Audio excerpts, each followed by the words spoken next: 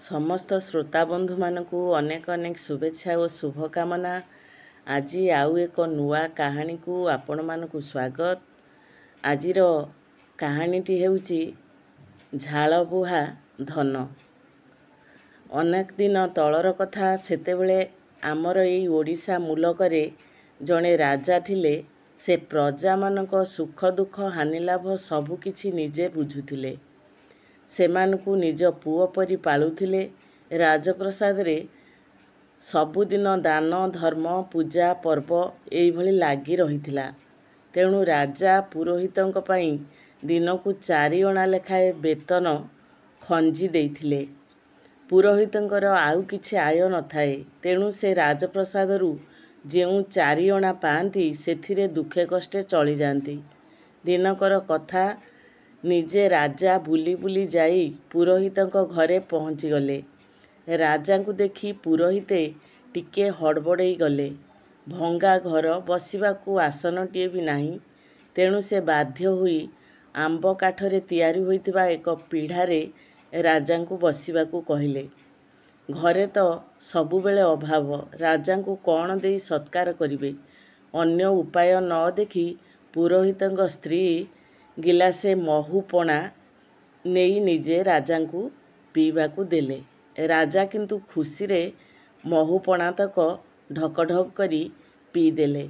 तापरे राजा पचारिले, पुरोहित महाशय, तुमे तो नीति 4 अणा पैसा पाउछ। घर द्वार तो किछि करिनाह। आसबाब पत्र भी घरे सेमिति किछि देखा जाउ नहीं। पैसा सबु कौन करूछ?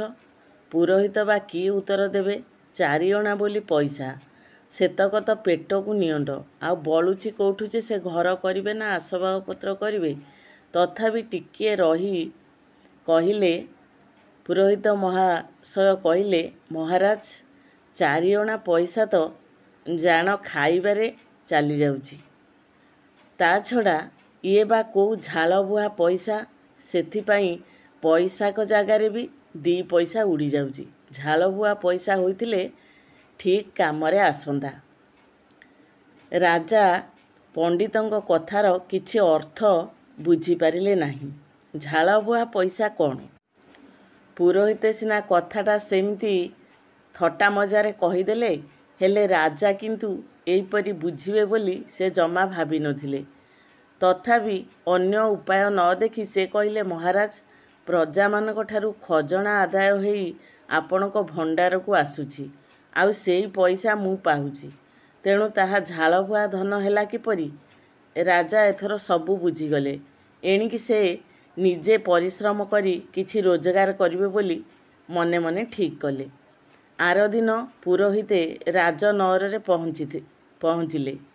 पूजापूजी सरिला परे राजा तांकु 4टी पैसा गणिदेले। सकाळु से साधारण लोकंक काम करी सेतक रोजगार करिथिले। राजा कहिले, मु एणिकी प्रतिदिन परिश्रम करी तुमको 4 पैसा दक्षिणा देवी। तुमे से पैसारे किपरि उन्नति करुछ मते कहिब। एई कथा सुनी पुरोहितंक अकल गुडुम। 4 अणारे जेउठी चली हेउ नथिला 4 पैसारे बा चलिबे केमिति? एया भाबी से पैसा 4टी धरी मन दुखरे घर को फेरिले। बाटरे जने लोक अखाटिए धरी आसुथाई। पुरोहिते पचारिले, से अखारे कौन नेउछु कि रे बापा? लोकटी कहिला, आज्ञा संखी बिलेईटिए। घरे 2-3टा बिलेई हेलेनी। तेणु एइटा को बिकिबाकू नेउछि। पुरोहित भाबिले, घरे तो मूषांक दाउरे रही हेउनी। जा हेउ पछे बिलेईटी को किणिबे। तेणु से राजांक ठारू पाइथिबा 4टी जाक पैसा देई बिलेईटी को किणिले। अखाटी कांधरे पकाई घर मुहां चालिले। सेतेबेलकु कार्तिक मास। पुरोहिते नई कूले कूले चली थांती। ठीक सेतिकी बेले साधव पुओ माने दरिया सेपारी राइज को बोईत नहीं बणिज करी जिबाकू सजबाज हेउथांती। पुरोहितंकु देखि सेमानक भितरु जणे दौड़ी दौड़ी आसी अति विनୟରେ कहिला, पुरोहिते आपणे आमर अनुकूल बेल गड़ीगलानी। तेणु आम पुरोहितंकर एपर्यंत देखा नहीं। दयाकरी टिके चालंतु, बोईत पूजा करिदेबे। ନହେଲେ ଅନୁକୂଳ ବେଳ ଗଡ଼ିଯିବ। ଆମେ ଆପଣଙ୍କୁ ଉପଯୁକ୍ତ ଦକ୍ଷିଣା ଦେବୁ। ପୁରୋହିତ ମନେ ମନେ ଖୁସି ହୋଇ ବୋଇତ ଉପରକୁ ଗଲେ। ଅଖାଟିକୁ ଥୋଇଦେଇ ବୋଇତ ପୂଜାରେ ଲାଗିଲେ। ପୂଜା ସରିବାରୁ ଟଙ୍କାଟିଏ ଦକ୍ଷିଣା ବି ପାଇଲେ। ତାପରେ ଅଖା ଧରି ଯିବାକୁ ବାହାରିଲେ। ସାଧବ ପୁଅ ପଚାରିଲେ, ଗୋସେଇଁ ଅଖାରେ କ'ଣ ନେଉଛ? ପୁରୋହିତେ କହିଲେ, ଶଙ୍ଖି ବିଲେଇଟିଏ। ସାଧବ ପୁଅମାନେ କହିଲେ, ଥାଉ ଥାଉ, ବୋଇତରୁ ଓହ୍ଲାଇ ନିଅ ନାହିଁ। ଶୁଭ ଅନୁକୂଳ ସରିଲାଣି। ଆଉ ବୋଇତରୁ କିଛି ଜିନିଷ କଢ଼ା ହୋଇ ନିଆଯିବ ନାହିଁ। ତୁମ ବିଲେଇଟିକୁ ଆମେ ନେଇଯାଉଛୁ। ସେଇଟିକୁ ଯେତିକି ଟଙ୍କାରେ ବିକିବୁ ସେତିକି ଟଙ୍କା ଆଣି ତୁମ ପାଖରେ ଦେବୁ। ପୁରୋହିତ କହିଲେ, ହଉ। ବୋଇତ ଚାଲିଲା। ନୀଳ ଦରିଆର ଅକାତ କାତ ପାଣି କାଟି ବୋଇତ ଆଗକୁ ମାଡ଼ି ଚାଲିଥାଏ। ସାଧବ ପୁଅମାନେ ବିଲେଇକୁ ଅଖାରୁ କାଢ଼ି ଦେଇଥାନ୍ତି। ଚାରିଆଡ଼େ ଆଖି ପାଉନଥିବା ପାଣି। ବିଲେଇ ବା ଯିବ କୁଆଡ଼େ? ତେଣୁ ସେ ମଙ୍ଗ ପାଖରେ ସ୍ଥିର ହୋଇ ବସି ରହିଥାଏ। ସାଧବ ପୁଅମାନେ ତାକୁ ଆଦରରେ ଖାଇବାକୁ ଦେଉଥାନ୍ତି।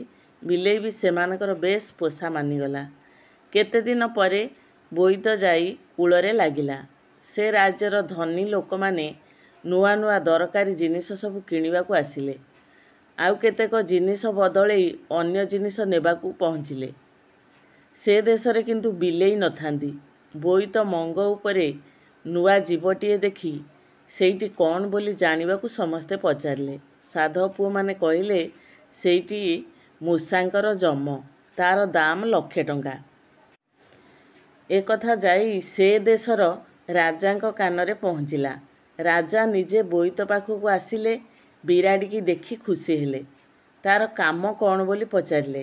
ସାଧବ ପୁଅମାନେ ଗୋଟେ ଦିଟା ମୂଷା ଧରି ଆଣିବାକୁ କହିଲେ। ସେ ଦେଶରେ ମୂଷା ପ୍ରବଳ। ତେଣୁ ରାଜାଙ୍କ ଲୋକମାନେ ଚଟାପଟ 2-4ଟା ମୂଷା ଧରି ଆଣିଲେ। ମୂଷା ବିଲେଇର ପ୍ରିୟ ଖାଦ୍ୟ। ସେ ବି ବହୁତ ଦିନ ହେଲା ବୋଇତରେ ରହି ଏ ଖାଦ୍ୟ ପାଇନଥିଲା। ତେଣୁ ସେ ଯେମିତି ମୂଷାମାନଙ୍କୁ ଦେଖିଛି, ସାଧବ ପୁଅ ହାତରୁ ଖପ୍ କିନା ଡେଇଁ ପଡ଼ି ଗୋଟାକ ପରେ ଗୋଟାଏ ଏମିତି 4 ଗୋଟି ଯାକ ମୂଷାକୁ ଆଖି ପିଛୁଳାକେ ମାରି ଖାଇଗଲା। ରାଜା ଖୁବ୍ ଖୁସି ହୋଇଗଲେ। ସାଙ୍ଗେ ସାଙ୍ଗେ 1,00,000 ଟଙ୍କା ଦେଇ ବିଲେଇଟି କିଣିନେଲେ। କେତେ ମାସ ପରେ ବାଣିଜ୍ୟ ବେପାର ସାରି ସାଧବ ପୁଅମାନେ ନିଜ ଦେଶକୁ ଫେରିଲେ। ଏଥର ସାଧବ ପୁଅମାନେ ପୁରୋହିତଙ୍କୁ ଡକାଇ ପଠାଇଲେ। ବିଲେଇ ବିକାରୁ ମିଳିଥିବା 1,00,000 ଟଙ୍କା ତାଙ୍କ ହାତରେ ଧରାଇ ଦେଲେ। ପୁରୋହିତେ ଏକାବେଳକେ ଏତେ ଟଙ୍କା ଦେଖି ତାଟକା ହୋଇଗଲେ। ଏତେ ଟଙ୍କା ସେ ଆଗରୁ କେବେ ଦେଖିନଥିଲେ।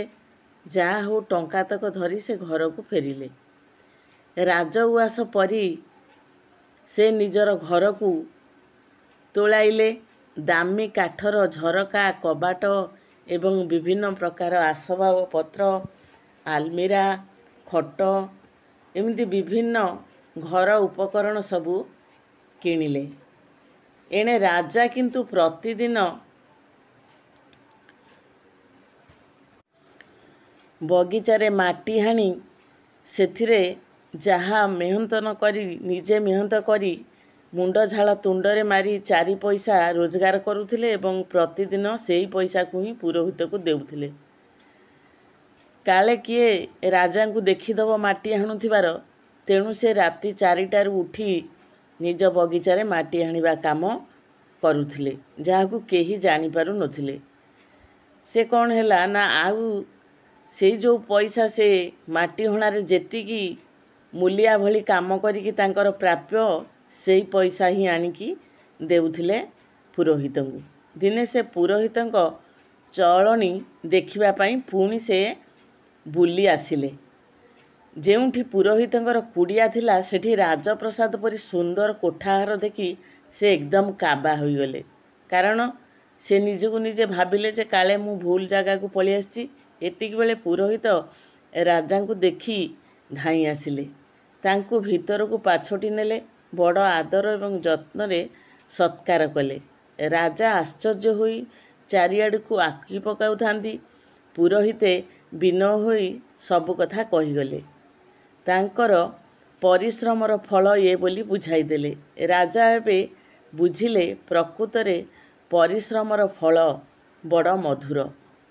ସେ 4 ଅଣା ଆଣୁଥିଲେ, ତାଙ୍କୁ ଅଣ୍ଟୁ ନଥିଲା ଏବଂ ଘର ଦ୍ୱାରା କିଛି ବି କରିପାରୁନଥିଲେ। କିନ୍ତୁ ରାଜା ନିଜେ ଯେତେବେଳେ ମେହନତ କରି ପରିଶ୍ରମ କରିକି ତାକୁ 2 ଅଣା ଦେଲେ, ସେଇ 2 ଅଣା ମୂଳଧନରେ ସେ ଘର ଦ୍ୱାର କରି ଆସବାବ କରି ଖୁସିରେ ଖାଇ ପିଇ ରହିଲେ। କାରଣ ପ୍ରକୃତରେ ପରିଶ୍ରମର ଫଳ ଏତେ ମିଠା, ପରିଶ୍ରମର ଫଳ ଏତେ ଶାନ୍ତି ଆଣିଦିଏ, ଯାହାକି ଅନ୍ୟ କେଉଁଥିରେ ମିଳେ ନାହିଁ।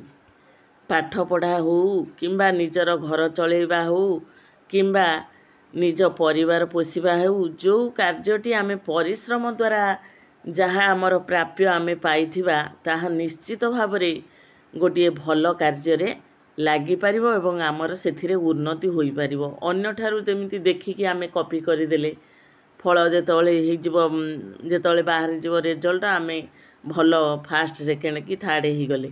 କିନ୍ତୁ ପ୍ରକୃତରେ ଯେତେବେଳେ ଆମେ ଗୋଟେ ନିଜକୁ ନିଜେ କାହାଠାରୁ ନ ଦେଖି ପରୀକ୍ଷା ଦେବା, ସେତେବେଳେ ଆମେ କେତେ ତଳକୁ ପଳେଇ ଆସିବା। କିନ୍ତୁ ନିଜେ ଯଦି ପରିଶ୍ରମ କରି ଆମେ ଯେଉଁ ଫଳଟା ହାସଲ କରିଥିବା, ତାହା କେବେ ବି କୌଣସି କ୍ଷେତ୍ରରେ ବି କୌଣସି ପରିସ୍ଥିତିରେ ବି ଆମକୁ ତଳକୁ ନେବ ନାହିଁ।